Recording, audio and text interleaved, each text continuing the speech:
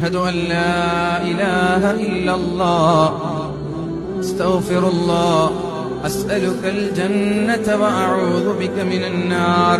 പരിശുദ്ധമായ റമളാനായാൽ 4 കാര്യം നിങ്ങൾ വർദ്ധിപ്പിക്കണമെന്ന് ശഫീഉനാ റസൂലുള്ളാഹി. 2 കാര്യം എനിക്ക് വളരെ ഇഷ്ടമാണ്, 2 കാര്യം നിങ്ങളുടെ ആവശ്യമാണ്. 4 കാര്യം നിങ്ങൾ വർദ്ധിപ്പിക്കണം. അതിൽ 2 കാര്യം എന്റെ കാര്യമാണ്, 2 കാര്യം നിങ്ങളുടെ കാര്യം. ഏതാണ് എന്റെ കാര്യം? എനിക്ക് ഏറ്റവും ഇഷ്ടപ്പെട്ട കാര്യം ഏതാണ്? ഒന്ന്, അഷ്ഹദു അൻ ലാ ഇലാഹ ഇല്ലല്ലാഹ് അസ്തഗ്ഫിറുല്ലാഹ്. ഇത് എന്റെ കാര്യമാണ്.